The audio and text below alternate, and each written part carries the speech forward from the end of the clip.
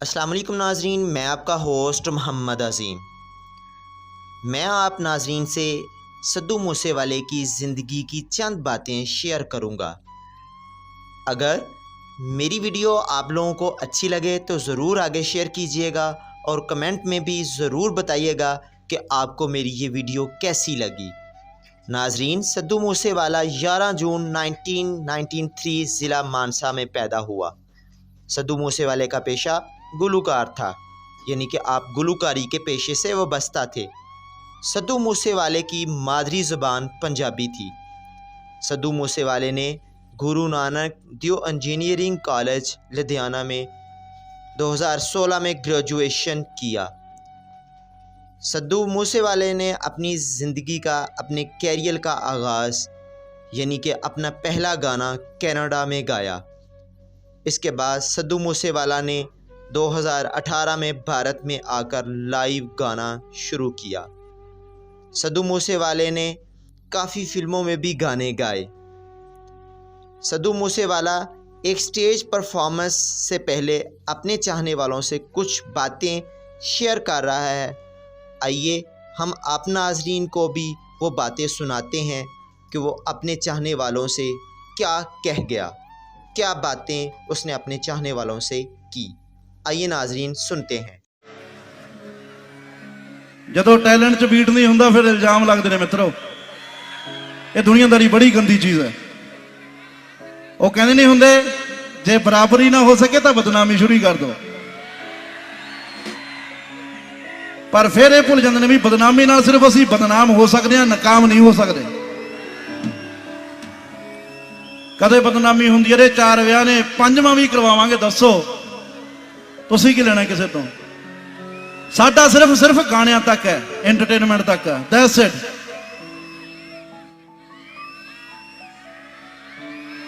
ਅੱਜ ਤੱਕ ਕਦੇ ਮੇਰੇ ਗਾਣੇ ਦੇ ਵਿੱਚ ਕਿਸੇ ਨਸ਼ੇ ਦਾ ਨਾਮ ਆਇਆ? ਅੱਜ ਤੱਕ ਦੱਸ ਦਿਓ, ਗਵਾਹੀ ਹੈ।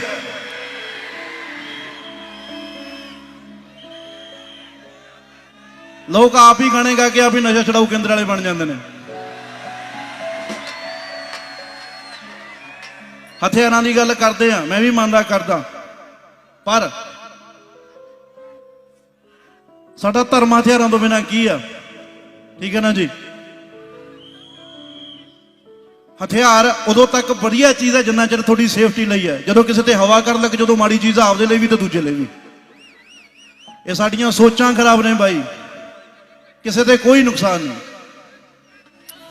ਤੁਸੀਂ ਅੱਜ ਕੱਲ ਇੱਕ ਬੜੀ ਕਾਮਨ ਜੀ ਚੀਜ਼ ਦੇਖਦੇ ਹੋਵੋਗੇ, ਹਥਿਆਰ ਵਾਲੇ ਗਾਣੇ ਹੋ ਗਏ ਜੀ, ਕਲਚਰ ਖਰਾਬ ਹੋ ਗਿਆ।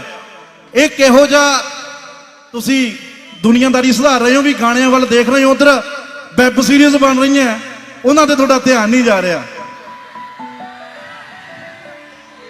ਜਿਹੜਾ ਹੀ ਕਹਿੰਦਾ ਵੀ ਮੇਰੇ ਕੋਲੇ ਮੈਂ ਹਥਿਆਰ ਲੈ ਕੇ ਮੈਂ ਮਾਰਤਾ, ਅਸੀਂ ਕਦੇ ਉਹ ਤਾਂ ਨਹੀਂ ਦਿਖਾਇਆ, ਗਾਲਾਂ ਤਾਂ ਨਹੀਂ ਕੱਢੀਆਂ ਕਿਸੇ ਨੂੰ। ਜੇ ਸੁਧਾਰਨਾ ਅਸੀਂ ਵੀ ਤੁਹਾਡੇ ਨਾਲ ਤੁਰਦੇ ਹਾਂ, ਸਾਡੇ ਨਾਲ ਤੁਰੋ।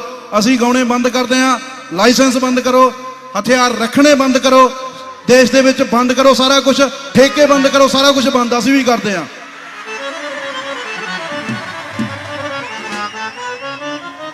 ਤੁਹਾਡਾ ਸੈਂਸਰ ਬੋਰਡ ਬੰਦ ਕਰੋ, ਜਿਹੜਾ ਸੈਂਸਰ ਕਰਕੇ ਭੇਜਦਾ ਵੀ ਆ ਗਾ ਦੇ, ਉਦੋਂ ਤੁਹਾਡੇ ਉਹ ਤਾਂ ਪਾਸ ਕਰਕੇ ਭੇਜਦੇ, ਇੱਥੇ ਤੁਸੀਂ ਕਾਗਜ਼ਾਂ ਤੇ ਫਾਰਮੈਲਿਟੀ ਨੰਬਰ ਕੁੱਟਣ ਨੂੰ ਸਾਈਨ ਕਰਵਾਈ ਜਾਂਦੇ ਹੋ ਸਾਰਿਆਂ ਤੋਂ।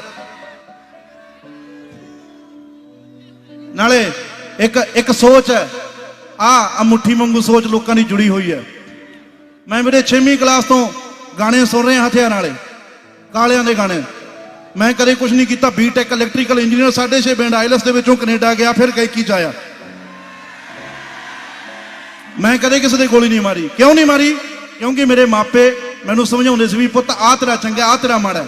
ਆਪਣੇ ਕੋਲੇ ਇੰਨੇ ਕੁ ਪੈਸੇ ਆ, ਇੰਨੀ ਕੁ ਜ਼ਮੀਨ ਹੈ, ਤੂੰ ਆਹ ਕੰਮ ਕਰਨਾ, ਆਹ ਕੰਮ ਨਹੀਂ ਕਰਨਾ। ਜੇ ਤੂੰ ਆਹ ਕੰਮ ਕੀਤਾ ਤਾਂ ਤੇਰੇ ਤੇ ਆਹ ਬੈਡ ਇਫੈਕਟ ਪਊ, ਜੇ ਤੂੰ ਆਹ ਚੰਗਾ ਕੀਤਾ ਤਾਂ ਤੇਰੇ ਲਈ ਆਹ ਚੰਗਾ ਹੋ ਜਾਊ।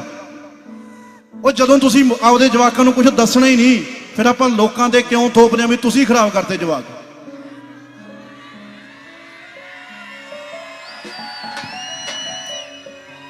ਮੇਰੇ ਵੀਡੀਓ, ਜੇ ਕੋਈ ਕਿਸੇ ਦਾ ਘੋੜਾ ਪੁੱਤ ਦਬਦਾ ਨਾ, ਜਾਂ ਤਾਂ ਉਹਦੇ ਹਾਲਾਤ ਇਹੋ ਜਿਹੇ ਹੁੰਦੇ ਨੇ, ਜਾਂ ਉਹਦੀ ਸਿੱਖਿਆ ਇਹੋ ਜਿਹੀ ਹੁੰਦੀ ਹੈ। ਕਦੇ ਕੋਈ ਕਿਸੇ ਤੋਂ ਕਹਿ ਕੇ ਕੁਝ ਨਹੀਂ ਕਰਵਾਉਂਦਾ ਕਿਸੇ ਨੂੰ। ਇਹ ਦੂਜਿਆਂ ਤੇ ਥੋਪਣਾ ਬੰਦ ਕਰੋ। ਇੱਥੇ ਵੀ ਬੜੇ ਬੱਚਿਆਂ ਨੇ ਮਾਂ ਪਿਓ ਆਏ ਹੋਣਗੇ, ਉਹਨਾਂ ਦੀ ਇਹ ਜ਼ਿੰਮੇਵਾਰੀ ਆਪਣੇ ਜਵਾਕਾਂ ਨੂੰ ਸਮਝਾਉਣ ਵੀ ਪੁੱਤ ਆਹ ਤੇਰਾ ਚੰਗਾ ਹੈ, ਆਹ ਤੇਰਾ ਮਾੜਾ ਹੈ। ਜੇ ਤੂੰ ਆਹ ਮਾੜਾ ਕਰੇਗਾ ਤੇ ਨਾਲ ਆਹ ਮਾੜਾ ਹੋਊਗਾ। ਠੀਕ ਹੈ ਨਾ ਜੀ? ਧੱਕਾ ਤਾਂ ਕਰ ਲਾਂਗੇ, ਇਹੀ ਤਾਂ ਆਉਂਦਾ। ਜੇ ਮੈਂ ਦੋ ਤਿੰਨ ਨੂੰ ਹੁਣ ਗਾਲਾਂ ਕੱਢੀਆਂ ਹੁੰਦੀਆਂ ਨਾ, ਮਿੰਟ 'ਚ ਕਹਿ ਦੇਣਾ ਸੀ ਤਾੜੀਆਂ ਮਾਰਨੀ ਸੀ। ਅੱਜ ਸਹੀ ਗੱਲ ਕਰਦਾ, ਕਿਸੇ ਨੇ ਤਾੜੀ ਨਹੀਂ ਮਾਰੀ। ਉਹ ਤਾੜੀ ਮਰਵਾਉਣ ਨੂੰ ਨਹੀਂ ਕਹਿ ਰਿਹਾ, ਮੈਂ ਇਹ ਕਹਿਣਾ ਵੀ ਜੇ ਤੁਹਾਨੂੰ ਤੁਹਾਡੇ ਭਰਾ ਦੀ ਕੋਈ ਗੱਲ ਸਹੀ ਲੱਗਦੀ ਹੁੰਦੀ ਹੈ ਤਾਂ ਉਹ ਵੀ ਦੱਸਿਆ ਕਰੋ ਮੇਰਾ ਵੀਰ। ਇਹਨਾਂ ਲਈ ਤਾਂ ਮੈਂ ਵਾਧੂ ਆ, ਕੱਲ ਹੀ ਨਹੀਂ ਮੁੱਕਦਾ। ਸਾਰੀ ਜ਼ਿੰਦਗੀ ਜ਼ੋਰ ਲਾਈ ਜਾਣਾ, ਜਮ ਆਈ ਜਾਣ ਦੁਬਾਰੇ, ਤਾਂ ਵੀ ਕੋਈ ਚੱਕਰ ਨਹੀਂ। ਪਰ ਜੋ ਤੁਹਾਡੇ ਚੰਗੇ ਲਈ ਚੀਜ਼ ਹੈ ਮੇਰਾ ਵੀਰ, ਜੇ ਕੁਝ ਕਹਿਣਾ ਹੁੰਦਾ ਤਾਂ ਨਾ ਆਪਣਾ ਛੋਟਾ ਭਰਾ ਜਾਂ ਵੱਡਾ ਭਰਾ ਮੰਨ ਕੇ ਸਮਝਿਆ ਕਰੋ। ਠੀਕ ਹੈ ਨਾ ਮੇਰਾ ਵੀਰ? ਅਖਬਾਰ ਹੈ ਇੱਕ ਗਾਰਡੀਅਨ ਨਾਮ ਦਾ, ਉਹਨੇ 50 ਬੰਦੇ ਯੂਕੇ ਦੇ ਲੱਭੇ ਇਹੋ ਜਿਹੇ ਜਿਨ੍ਹਾਂ ਨੇ ਡਿਫਰੈਂਟ ਦੁਨੀਆ ਤੋਂ ਕੁਝ ਕੀਤਾ ਸੀ, ਤੇ ਉਹਨਾਂ 50 ਦੇ ਵਿੱਚੋਂ ਇੱਕ ਇੰਡੀਅਨ ਸੀ, ਤੇ ਉਹ ਇੰਡੀਅਨ ਇੱਕ ਪੰਜਾਬੀ ਸੀ, ਤੇ ਉਹ ਪੰਜਾਬੀ ਤੁਹਾਡਾ ਭਰਾ ਸੀ।